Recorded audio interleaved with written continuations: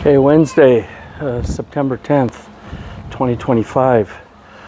So, yeah, we had quite an air raid last night. They released a lot of this already in the media. I always check the media before talking, that everything is okay here in Lviv.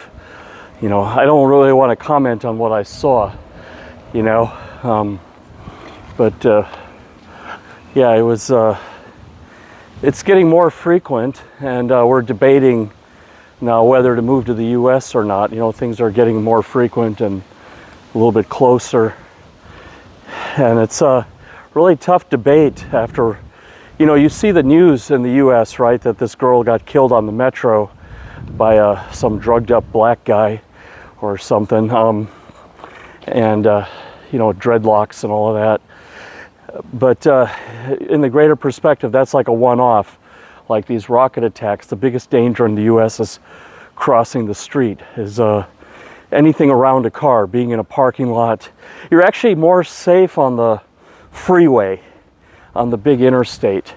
It's when you're actually within close to your house, like 1 or 2 miles from your house, that there's more chance for an accident or getting run down.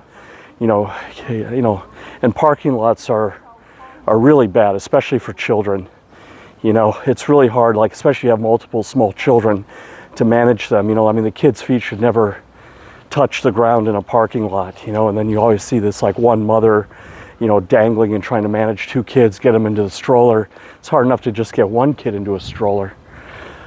So, yeah, it's all like risk management, because, okay, we go to the U.S., right? So, the baby has to adjust to a 9-hour time difference. It takes a baby like a month to get right. We saw that when we brought our baby back here from Belgium. It took her like a month to get back in her routines and everything. And that was just a short hop across Europe. So, you change to a 9-hour time difference. The food is all different. Now you're in this car culture. And this is the biggest downside of America. You make a hell of a lot of money there. There's a lot of opportunity. It's, they're talking about all this employment, right? Employment issues, but the unemployment rate's still well below 5%. It used to be 6.5%, and people were happy with that. But maybe the quality of the jobs now suck. The job quality has definitely gone down. So, you have a lot of people working 2 jobs still on poverty line, but hopefully Trump fixes that. At least he'll set the direction right. I don't think he'll fix anything, but at least things will move in the right direction. It'll get fixed in 20 years when the factories are finally at full capacity. But someone has to change course, right? So, you can see behind me, like, this is the kind of housing we need in America. Just make the facade a little bit more prettier. But this is quite functional. A bunch of apartments, a central playground where people can socialize, not cut the grass. You can walk. You have little shops all over the first floor, like shoe repair, a food grocery store. So you're very efficient. You're not wasting all this time with driving. And all this time I have to work out here in Ukraine and pursue other hobbies, it's because I save 10, 15 hours a week in the car. We're driving like 40 minutes tops every week. Just taking the baby to the swimming lessons. And maybe, I don't know what else. Oh, I had to go pick up some stuff on the other side of town, and the bus schedule wasn't convenient. So, yeah, I spend maximum 30, 40 minutes a week in the car. And in America, it becomes like 10 hours a week. And so in 10 hours a week, that you can go to the gym and back and do 3 gym workouts. You can do 2 home workouts. So you got 5 days a week of working out, and you're still got like 4 hours left over. And, I'm spending that free time reading and doing YouTube or whatever. So yeah, I got a low battery warning. I forgot to charge my phone, so this will be a shorter video. But yeah, we're really debating,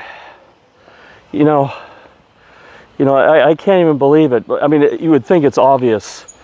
Just move to the U.S. and everything will be okay. The U.S. is not a panacea.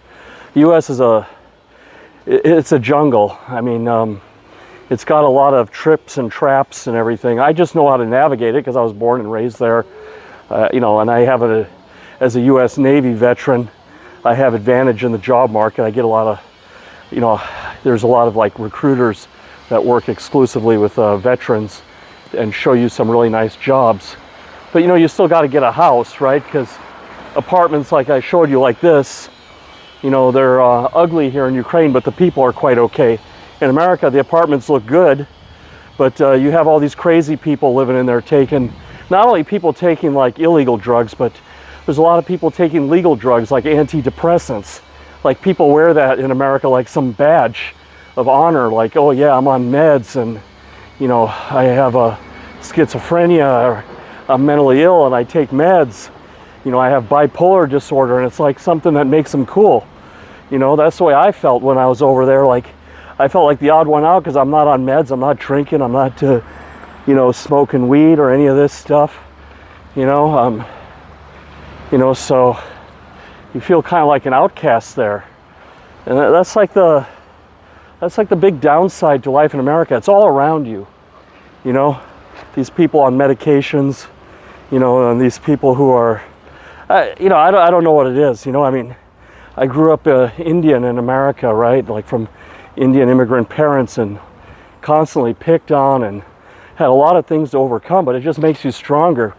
You run into the storm, you know, you don't medicate it, you know, and you want to be free from all this stuff so you can feel everything, you know, so you know where the boundaries are, or you know, like, you know, for example, today I had stomach cramps in the gym from doing too much planking, and I just went into the next exercise with a muscle spasm, and it felt and it hurt and everything, but I understood it's there, you know, that I have muscles in my stomach. I don't know what point I'm trying to make here, but you want to feel all this stuff. I could have, you know, I guess drank some water or you know, put some sports cream on my stomach muscles or whatever, you know, but then maybe when you don't feel it, you go too far and you can break something, you know.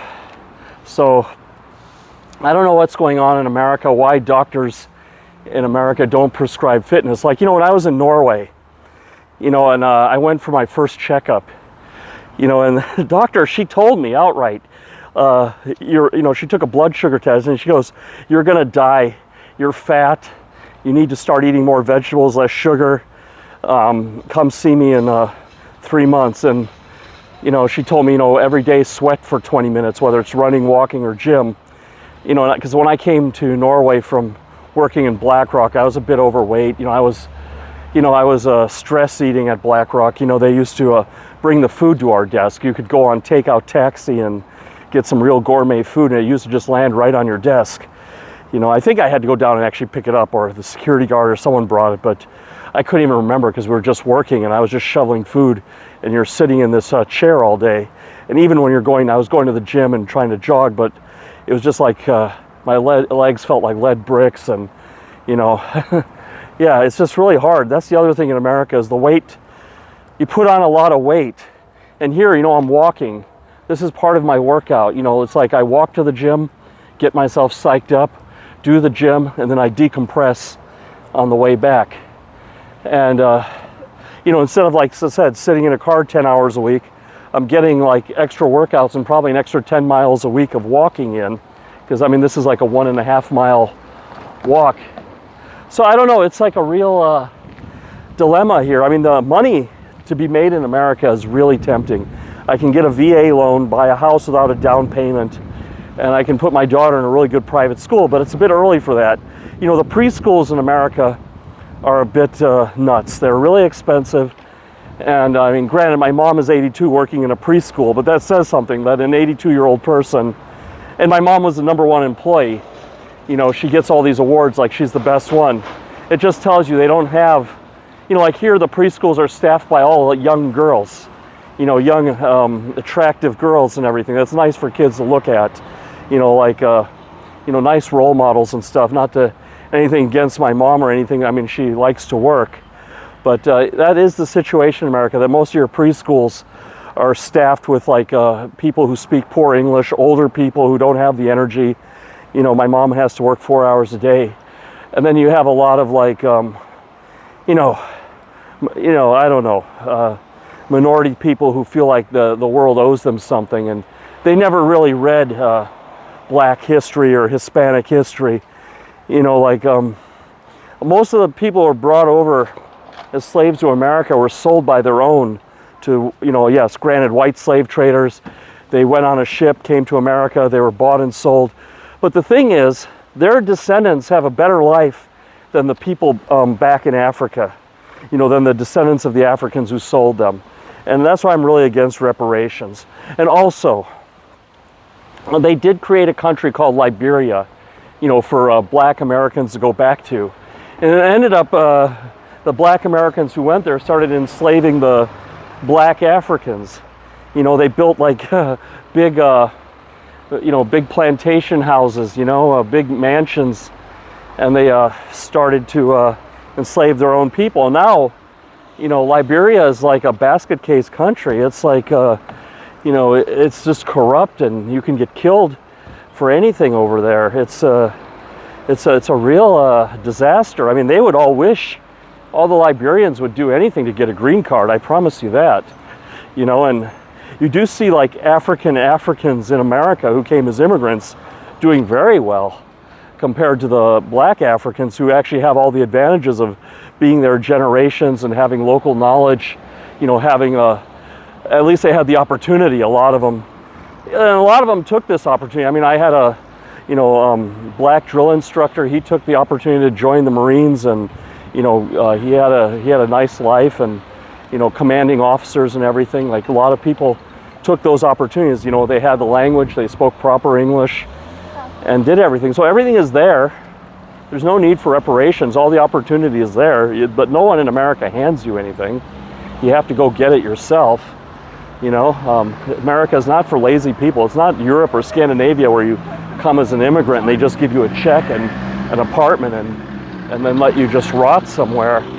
You know, and at least and they can say, well, he's fed and he's got warm water, and, you know, they give you some shitty job, you know, keep you a little bit busy.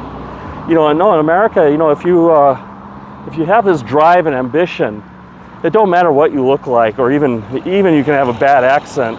Look at Arnold Schwarzenegger, and you can, you know, attitude is altitude, or something like that. You know, your attitude determines how high you go. You can't crutch on all of this stuff like, oh, 10 generations ago we were slaves. You got to get over it. You know, because believe me, there's still slavery in Africa, slavery in the Middle East. You know, like 21,000 Indians died in Saudi Arabia, you know, working in like 50 centigrade, like 120 degree heat, building these stupid projects in Saudi Arabia that anyway are failing. You know, I mean, there's still, this is going on. In America, it's not. America, you can make something of yourself. You know, now I'm doing a really good job selling America, but, you know, like here in Ukraine, right? it's a bit harder. You know, you can't be a self-made person here so easily. You have to do it through IT, or you have to be Alexander Usyk and be like absolutely number one in your trade. But if you come here as an American, you can live a pretty good life. If you have a U.S. job, you know, you can live here good, and everything, like I said, is walking distance. Like I said, the walking and the saving 10 hours a week in the car, it's just gold. It is gold. Those are really good hours. You know, when you're driving to work between 7 o'clock and 8 o'clock, you're just rotting your brain. You know, it's like a U.S. Navy pilot versus an Air Force pilot. After the U.S. Navy pilot finishes his mission, then the most stressful part begins. He has to get back and land on an aircraft carrier, whereas an Air Force pilot can just autopilot and set cruise control and just land on land. But landing on the aircraft carrier is more stressful than any of the missions that a Navy pilot flies. You know, that's just the beginning. And it's the same thing here. Like, so you're finishing work, you're tired, and then you got to like be attentive in the car, like for up to 45 minutes or an hour, you know, door-to-door time. You know, get to your car, get out of the traffic in the parking lot, you know, I don't know, stop and get groceries. your stress levels are high. You have to be aware, where if you're on public transportation, you can decompress. And then on the way to work, getting to work, you're not burning up your brain, concentrate on driving. You can already, like on public transportation, start reading your emails in the office. You can start, you can, listen to a podcast or something related to your work. You can just talk to people on the train. You can be pretty relaxed. You could even eat, if you really wanted to, and double up your transportation and eating to become more efficient.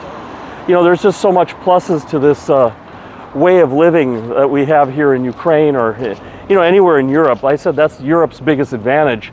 It's just too bad their attitude towards work and innovation and military is totally negates all of that. If they had the American attitude,